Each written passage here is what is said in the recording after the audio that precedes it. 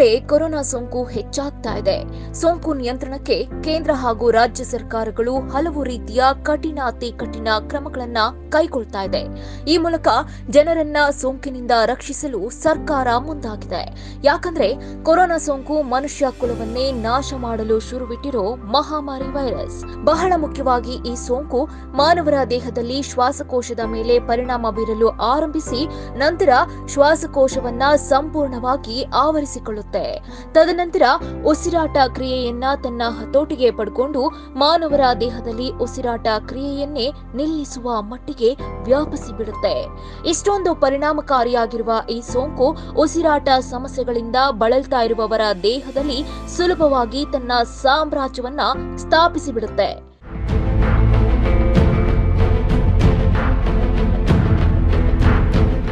ಉಸಿರಾಟ ತೊಂದರೆ ಅಂದ್ರೆ ನೀವು ನೇರವಾಗಿ ಅರ್ಥೈಸಿಕೊಳ್ಳಬಹುದಾದ ಕಾಯಿಲೆ ಅಂದ್ರೆ ಅದು ಅಸ್ತಮಾ.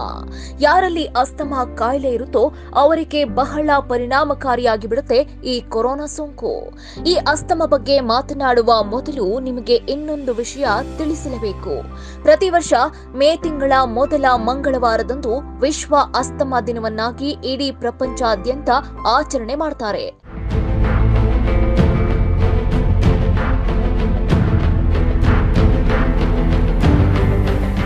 ಕೊರೋನಾ ಸೋಂಕಿನಿಂದ ಅಸ್ತಮಾ ರೋಗಿಗಳು ಇನ್ನೂ ಹೆಚ್ಚಿನದಾಗಿ ತೊಂದರೆಗೆ ಒಳಗಾಗ್ತಾರೆ.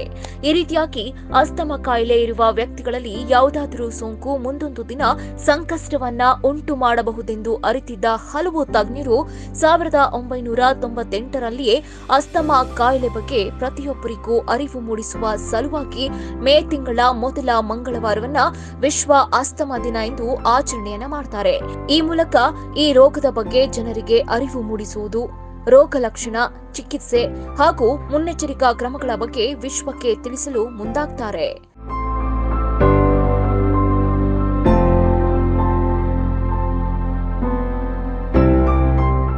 ಆಸ್ತಮಾ ಎಂಬುದು ದೀರ್ಘಕಾಲದ ಉರಿಯೂತವಾಗಿದ್ದು ಕೆಮ್ಮು, ಉಸಿರಾಟದ ತೊಂದರೆ, ಎದೆಬಡಿತ, ನೀವು ಸುಲಭವಾಗಿ ಹೇಳಲ್ಪಡುವ ಗ್ಯಾಸ್ಟ್ರಿಕ್, ಸುಲಭವಾಗಿ ಉಸಿರಾಡಲು ಕಷ್ಟ ಉಂಟಾಗುವುದು, ಸುಸ್ತು ಇತ್ಯಾದಿಗಳನ್ನ ಮಾನವರ ದೇಹದಲ್ಲಿ ಉಂಟು ಮಾಡಿಬಿಡುತ್ತೆ.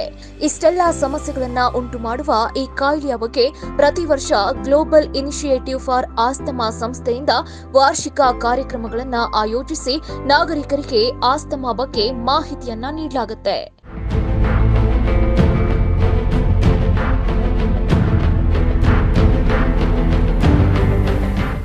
ಹೌದು, ಗ್ಲೋಬಲ್ ಇನಿಷಿಯೇಟಿವ್ ಫಾರ್ ಆಸ್ತಮಾ ಪ್ರಕಾರ ಆಸ್ತಮಾ ದೀರ್ಘಕಾಲದ ಶ್ವಾಸಕೋಶದ ಕಾಯಿಲೆಯಾಗಿದ್ದು ಅದು ಶ್ವಾಸಕೋಶ ಹಾಗೂ ನಾವು ಉಸಿರಾಡುವ ವಿಧಾನದ ಮೇಲೆ ಪರಿಣಾಮ ಬೀರುತ್ತೆ. ಇದು ಸಾಂಕ್ರಾಮಿಕವಲ್ಲದ ರೋಗ. ಇದು ವಾಯು ಮಾರ್ಗಗಳಲ್ಲಿನ ಉರಿಯೂತದಿಂದ ಉಂಟಾಗುತ್ತೆ. ಎದೆಯ ಬಡಿತ, ಕೆಮ್ಮು, ಉಸಿರಾಟದ ತೊಂದರೆಗೆ ಕಾರಣವಾಗಿ ಬಿಡುತ್ತೆ ಹಾಗೂ ಮಾರಣಾಂತಿಕತೆಯವರೆಗೆ ತೀವ್ರತೆಯನ್ನ ಹೊಂದಿರುತ್ತೆ.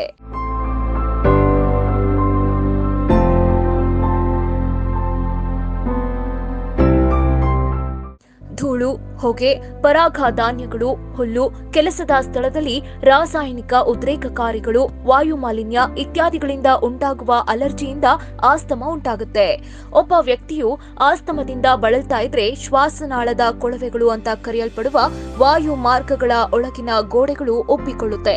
ಇದರಿಂದಾಗಿ ಅವರು ಕಿರಿಕಿರಿಗಳಿಗೆ ಹೆಚ್ಚು ಸಂವೇದನಾಶೀಲರಾಗ್ತಾರೆ. ಅಲ್ಲದೆ ಅಲರ್ಜಿಯ ಪ್ರಕ್ರಿಯೆಗಳಿಗೆ ಒಳಗಾಗಿ ಬಿಡ್ತಾರೆ. ಪ್ರಸ್ತುತ ಆಸ್ತಮಾ ಕಾಯಿಲೆಗೆ ಯಾವುದೇ ಚಿಕಿತ್ಸೆ ಇಲ್ಲ. ಆದರೆ ಚಿಕಿತ್ಸೆಯ ಮೂಲಕ ರೋಗ ಲಕ್ಷಣಗಳನ್ನ ನಿಯಂತ್ರಿಸಬಹುದು. ತಂಬಾಕು ಧೂಮಪಾನ, ವಾಯು ಮಾಲಿನ್ಯ, ಶೀತ ಮತ್ತು ಜ್ವರ ಇತ್ಯಾದಿಗಳನ್ನ ತಿಳಿದುಕೊಳ್ಳುವುದು ಆ ಮೂಲಕ ಈ ಆಸ್ತಮವನ್ನ ನಿಯಂತ್ರಣಕ್ಕೆ ತೆಗೆದುಕೊಳ್ಳಬಹುದು.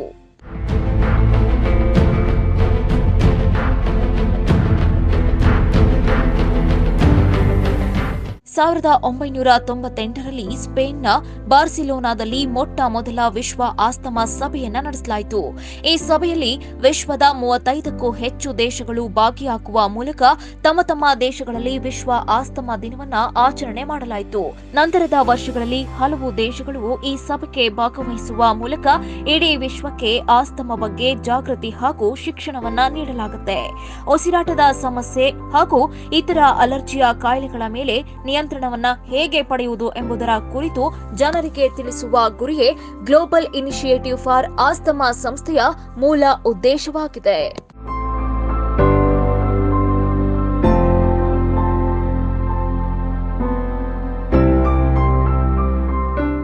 ಆಸ್ತಮವನ್ನ ಗುಣಪಡಿಸಲು ಸಾಧ್ಯವಿಲ್ಲ.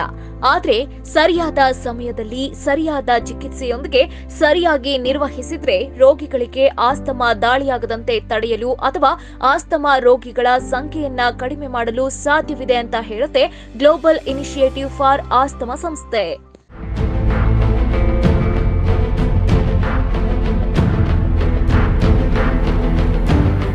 ಆಸ್ತಮಾ ದೀರ್ಘಕಾಲದ ಶ್ವಾಸಕೋಶದ ಕಾಯಿಲೆ.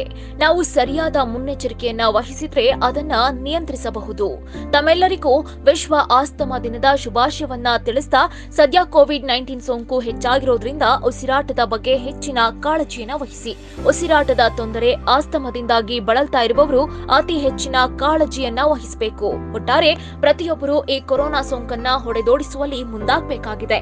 ಆಗಾಗ್ಗೆ ಸೋಪಿನಿಂದ ಕೈ ತೊಳಿತಾರಿ, ಮಾಸ್ಕ್ ಅನ್ನ ಕಡ್ಡಾಯವಾಗಿ ಧರಿಸಿ. ಅಲ್ಲದೆ ಜನಸಂದಣಿ ಪ್ರದೇಶದಲ್ಲಿ ಅಂತರವನ್ನ ಕಾಪಾಡಿಕೊಳ್ಳುವುದರ ಜೊತೆಗೆ ಸರ್ಕಾರದ ಸೋಂಕು ನಿಯಂತ್ರಣ ಕ್ರಮವನ್ನ ಸರಿಯಾಗಿ ಪಾಲಿಸಬೇಕು.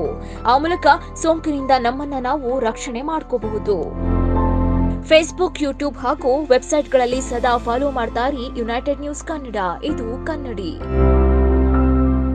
ಲೈಕ್ ಮಾಡಿ, ಶೇರ್ ಮಾಡಿ, ತಪ್ಪದೆ ನಮ್ಮ ಚಾನೆಲ್ ಅನ್ನ ಸಬ್ಸ್ಕ್ರೈಬ್ ಮಾಡಿ. ನಿಮ್ಮ ಅನಿಸಿಕೆಗಳನ್ನ ನಮ್ಮೊಂದಿಗೆ ಹಂಚಿಕೊಳ್ಳಿ.